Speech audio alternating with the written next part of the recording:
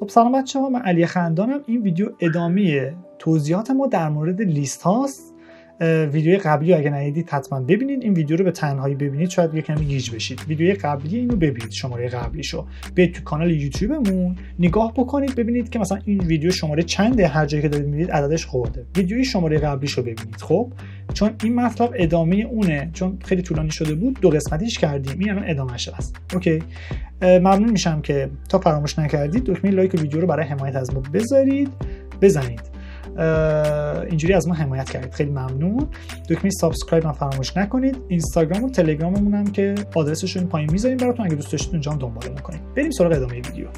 حالا که اینو یاد گرفتیم، من اینو دوباره یه سیو ازش بگیرم توی سه. خب حالا اینو ما یاد گرفتیم. اوکی، من اینو یه بار دیگه پاک میکنم. بیایم یکم در مورد لیست ها صحبت کنیم. دو تا لیستی که ما مثال زدیم، توی تک تک متغیرهاشون، یعنی توی تک تک ولیوهای داخلشون یا در واقع چیزایی که داخل اون لیست هست، یک مدل بودن همه. یا مثلا اونجا اینت بودن، همشون اینتیجر بودن، عدد بودن، یا اینکه همشون یه دونه چیز استرینگ بودن یا رشته بودن یا تکست بودن. ولی آیا میشه توی پایتون جور دیگه هم لیست ها رو تعریف کرد؟ بریم با هم دیگه ببینیم. من اینجا این مای لیست تعریف میکنم، میگم اولی رو بذار علی، دومی رو بذار مثلا 24 که سنشه. خب یا بعدی دیگه چی؟ مثلا نام خانوادگیشو دومی بذار. اینجوری اینجا بنویس خندان. خب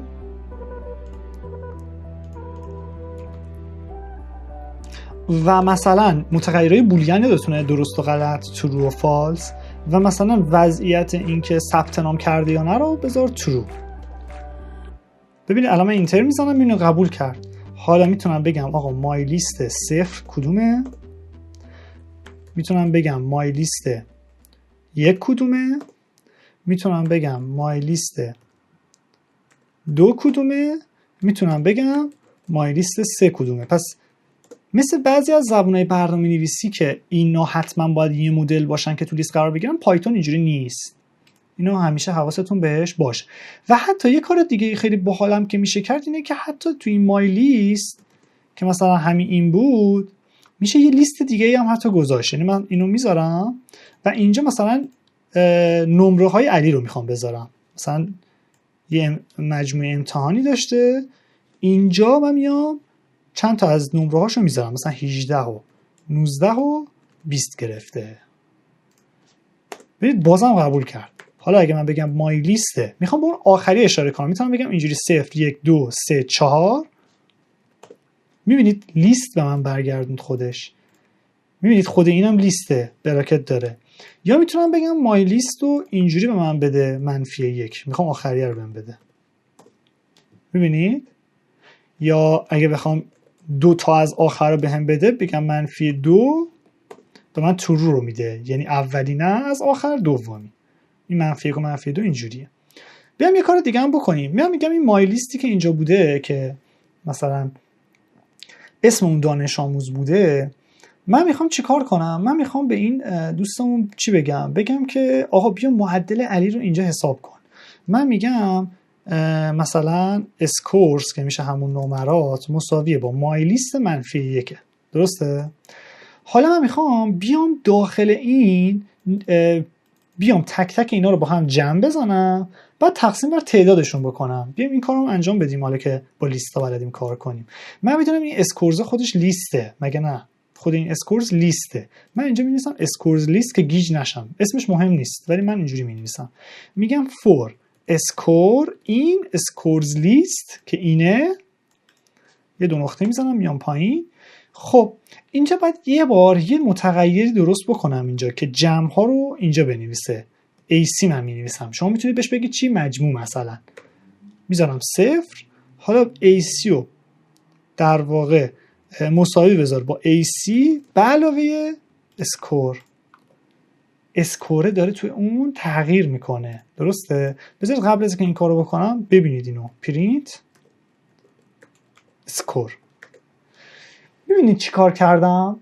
در واقع من به جای اینکه بیام از رنج استفاده بکنم دارم میگم آقا متغیری به اسم اسکور رو درست بکن که داره توی اسکورز لیست که در واقع همینه حرکت میکنه. اسکور دفعه اول میشه 18، دفعه دوم میشه 19، دفعه سوم میشه 20. ببینید من اینجا پرینت میکنم اسکورز لیست 2 نقطه برای اینکه شما ببینینش. اسکورز لیست. بعد من یه بار پرینت میکنم اسکور رو و اینجا F5 رو میزنم. ببینید چیکار کرد. میگه اسکورز لیست اینو پرینت کرده، اینجا نوشته 18 و 19 و 20. متغیر اسکور رو یادتونه میادیم آیا این رنج اون رو تعریف میکردیم یا نامبر رو این رنج اون رو تعریف میکردیم. اینجا دیگه رنج نمیذارم، میگم خود این اسکور رو بیا توی اسکور لیست حرکت بده. این دفعه اول بکنش 18، دفعه دوم بکن 19، دفعه سوم بکن 20. بعد این میاد چیکار میکنه؟ تک تک اینا رو پرینت میکنه. من نمیخوام پرینتش کنه، من میخوام بیاد AC که مجموع همه نمرات رو مساوی بذاره با AC به علاوه اسکور.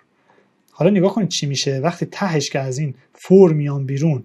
اینجا بنویسم مجموع 2 نقطه، بعد متغیر AC رو اینجا پرینت بکنم F5 رو بزنم، میاد اسکورز لیست رو که نوشته اومده اینا رو جمع زده شده 57، 18 و 19 و 20 رو با هم دیگه جمع کرده. ولی من میخوام میانگین معدل میخوام بهم بده. کافیه چیکار کنم حالا؟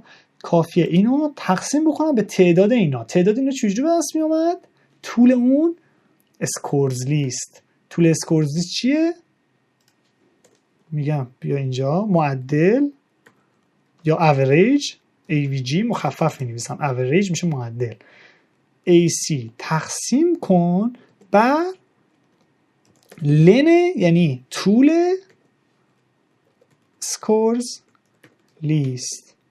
اگه دارم سریع توضیح میدم مشکلی نیست، چند بار گوش کنید بیاین عقب یه بار دیگه گوش بدید، هیچ مشکلی وجود نداره. خب حالا کافی اینجا بنویسم پرینت میانگین 2 نقطه، بعد اینجا بنویس AVG میبندم، F5 میزنم. ببینید 18 و 19 و 20 رو با هم دیگه اینا رو جمع کرده تقسیم بر 3 کرده، چون لن اسکورز لیست چنده؟ 3 تا عضو توش داره به همین راحتی. یا مثلا حالا که مثلا اینو با هم دیگه دیدیم میتونیم قبل از اینکه مثلا اینا این کارو بکنن همین فور رو خودتون انجام بدید. فور رو مثلا بنویسید که مثلا فور مثلا دی، بذارید اینو انجام بدم براتون، ایرادی نداره. اینو سیو میکنم، یه سیو از میگیرم برای اینکه فایل ها بمونه بعدا بتونید تو سایت بتونید استفاده کنید. میتونید بیاین توی سایت بچه‌ها راستی ثبت نام کنید رو پایتون مقدماتی، خیلی راحت ایمیلتون رو میزنید، شماره تماستون رو میزنید، ثبت نام میشید و میتونید فایلایی که من میذارم اونجا تو پنلتون نگاه کنید. خب تو سایت pyclass.net یادتون نره pyclass.net. اوکی خیلی خب من میگم حالا اینو که با هم دیگه دیدیم خیلی کار باحالی هم بود دیگه. یه کار دیگه هم که میتونیم بکنیم برای اینکه اینو قشنگ دیده باشین، من میگم فور مثلا اسم اینو میذارم چی؟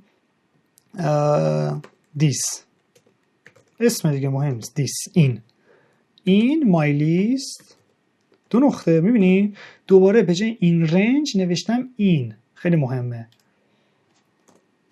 پرینت بکن دیس رو ببینید چی کار میکنه و نه که این براتون جا بیفته. میاد علی و خندان و 24 و ترو 18 و 19 و 20 تک تک همشو اینجا میذاره. خیلی باحال بود نه؟ این هم پس نکته‌ای بود که باید توی این ویدیو میگفتیم. خیلی چیزا یاد گرفتیم، بیایم با هم دیگه مرور کنیم. با هم دیگه اولا یاد گرفتیم. بذارین کدایی که زدم رو بیارم براتون تک تک اینا. بذارین سیو کنم. خب ببینیم چیا رو با هم دیگه یاد گرفتیم. من میگم ادیت کن با آیدیالی. خب اولا اومدیم اینو یاد گرفتیم که نسبت تناسب بستن چی جوریه، که بیشتر حالت یه چیز ریاضی بود که اومدم اینجا بهتون توضیح دادم.